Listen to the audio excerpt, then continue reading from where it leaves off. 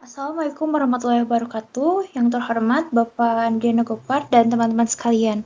Perkenalkan, kami dari kelompok 11 dengan saya sendiri sebagai moderator Fania Nur Hasana dan dua rekan saya Muhammad Gian Gimnastiar dan Ripo Juan Maulana sebagai penyaji. Di sini kami akan mempresentasikan hasil kerja kelompok kami dari buku Etika Profesi Keguruan bab 12 dengan judul Kesalahan-kesalahan guru saat mengajar dan solusinya. Baik, langsung ke materi pertama yaitu kesalahan-kesalahan yang sering dilakukan oleh guru saat mengajar. Silakan para penyaji. Kesalahan-kesalahan yang sering dilakukan oleh guru saat mengajar. Beberapa di antaranya, ini ya moderator tolong agak zoom sedikit.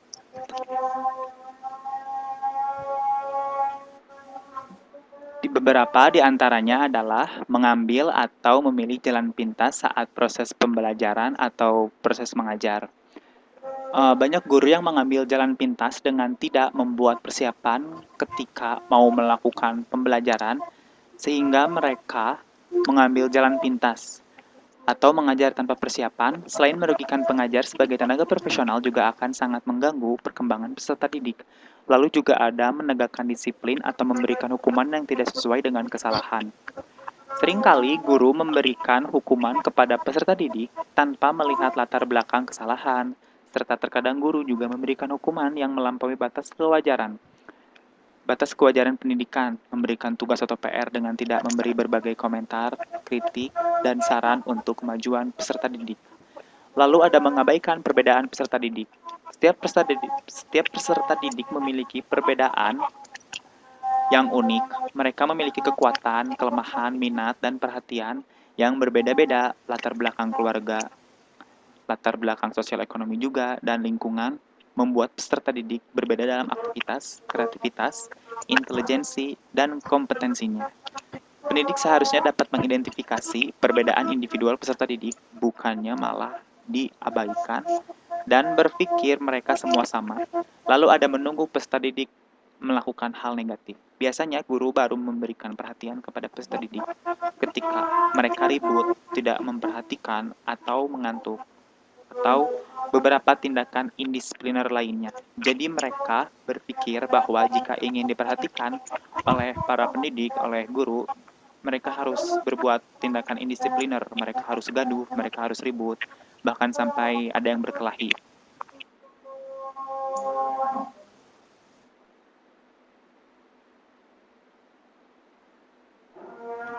Dan poin yang selanjutnya adalah diskriminatif memperlakukan peserta didik secara tidak adil. Eh, Diskriminatif memperlakukan peserta didik secara tidak adil ialah kesalahan guru saat berada di lingkungan sekolah, terutama pada saat mengajar, selalu membedakan pandangan dengan murid rajin dan murid tidak rajin. Dan poin yang selanjutnya yaitu merasa paling pintar dan menganggap peserta didik selalu bodoh. Ada beberapa guru yang merasa paling pintar dan menganggap peserta didik selalu bodoh. Yang memiliki sifat kayak gini selalu tidak peduli dengan murid yang tidak paham dengan pembelajaran guru tersebut dan menganggap guru itu merasa paling pintar dan dibandingkan dengan muridnya. Dan poin yang terakhir yaitu memaksa hak peserta didik.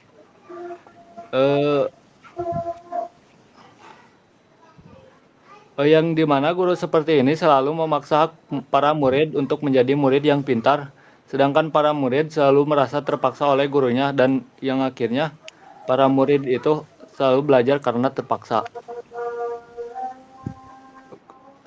Baik, pembahasan selanjutnya yaitu solusi dari kesalahan-kesalahan guru. Silakan. Solusi dari kesalahan-kesalahan guru, beberapa di antaranya adalah guru harus bisa melaksanakan reorganisasi. Secara sederhana, sebagai pembentukan kembali sebuah arti organisasi di mana dalam hal ini dapat berupa susunan anggota, kepengurusan, sistem, sampai pada tatanan kerja yang lebih luas. Lalu ada hukuman tidak diberikan dan diganti oleh pembinaan. Jadi jika ada yang melakukan tindakan indisipliner para peserta didik, Mereka mendapatkan pembinaan, bukan hukuman-hukuman yang tidak wajar atau yang melewati batas standar pendidikan. Lalu ada menggunakan pendekatan persuasif dan juga di sini ada harus membuat metode pembelajaran yang baru. Nah, ini hampir mirip-mirip, jadi bisa saya simpulkan para peserta didik harus lebih baik dan lebih pandai dalam hal berkomunikasi kepada para siswa sehingga proses mengajar di kelas akan berlangsung menyenangkan. Dan poin yang selanjutnya yaitu poin kelima. Guru itu mengembangkan potensi anak dan hanya sebagai fasilitator. Dan poin yang keenam yaitu guru memberikan perhatian menyeluruh dan penuh rasa cinta. Dan untuk poin yang selanjutnya atau poin terakhir yaitu mengadakan pembelajaran yang aktif, inovatif, dan menyenangkan. Pembahasan yang terakhir yaitu cara-cara mengajar yang benar. Baik, silakan. Cara-cara mengajar yang benar. Beberapa di antaranya adalah pengkondisian suasana belajar atau learning conditioning. Learning conditioning merupakan syarat utama untuk terciptanya proses belajar mengajar yang efektif. Ada 3 cara yang digunakan Rasulullah dalam metode ini, yaitu meminta diam untuk mengingatkannya, menyeru secara langsung, perintah untuk menyimak, dan diam secara tidak langsung, serta ada berinteraksi secara aktif, active interaction. Lalu beberapa dari berinteraksi secara aktif ini ada beberapa poin-poinnya, yaitu interaksi pendengaran seperti berbicara, teknik berbicara, lalu juga ada teknik tidak bertele-tele dan tidak terlalu bernada puitis. Lalu ada memperhatikan intonasi. Lalu juga ada diam sebentar di tengah-tengah penjelasan. Lalu juga ada interaksi pandangan seperti eye contact atau kontak mata, memanfaatkan ekspresi wajah, dan tersenyum. Lalu ada applied learning method. Applied learning method di sini adalah menggabungkan metode teoritis dengan praktikum dalam mengajar, merupakan salah satu cara yang sangat bermanfaat dalam mendidik dan mengajar. Metode seperti ini memudahkan seorang guru dan memberikan keluangan waktu dan tenaga baginya. Lalu juga ada diskusi dan memberi tanggapan, discussion and feedback. Menggunakan metode yang logis dalam memberikan jawaban merupakan cara yang baik, karena cara itu dapat membuat ilmu yang disampaikan bisa masuk ke dalam hati dan pikiran pendengarnya. Sebagaimana yang diharapkan, dengan memperhatikan penggunaan kata yang sederhana dalam berdiskusi, akan membuat murid berperan aktif dalam berdiskusi sehingga terjadi interaksi yang dinamis.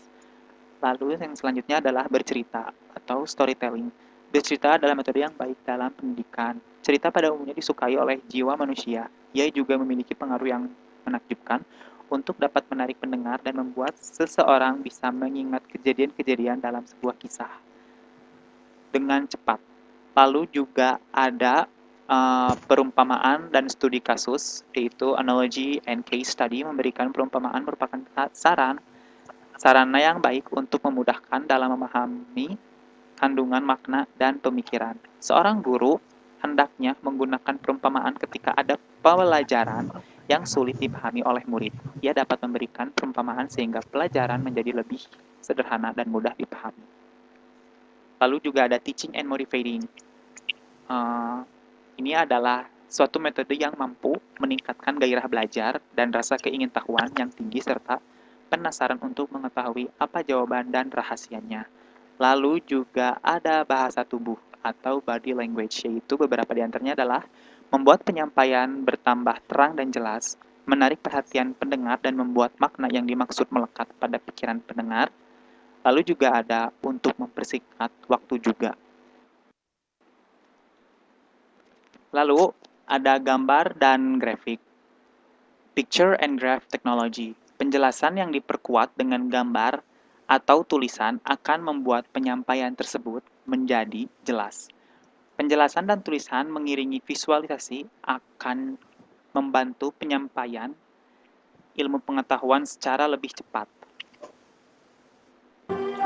Dan poin selanjutnya yaitu poin yang ke-11, memberi alasan dan argumen. Yang dimaksud dengan memberi alasan dan argumen yaitu kita sebagai guru harus membuktikan atau menyampaikan alasan dan meyakinkan para murid mengerti dalam proses mengajar. Dan selanjutnya poin 12, refleksi diri. Poin 13, afirmasi dan penanggulangan. Dan poin 14, fokus and point basic. Yang dimaksud fokus and point basic ini yaitu fokus pada satu titik. Dan selanjutnya yaitu poin 15, metode tanya jawab. Poin 16, guessing with question. Sedangkan guessing with question ini adalah menebak dengan pertanyaan yang dimana guru harus bisa menebak dari raut muka para murid jika ada yang tidak mengerti di dalam pelajaran, dan sesudah itu guru pun harus memberi pertanyaan kepada murid. Selanjutnya poin 17 yaitu memotivasi untuk bertanya. Poin 18, bijak dalam menjawab. Dan poin yang terakhir yaitu poin 19, mengomentari pertanyaan. Baik, mungkin sekian dari kelompok kami. Mohon maaf bila ada salah-salah kata. Semoga presentasi yang telah kami lakukan barusan bisa bermanfaat bagi teman-teman sekalian. Akhir kata, wassalamualaikum warahmatullahi wabarakatuh.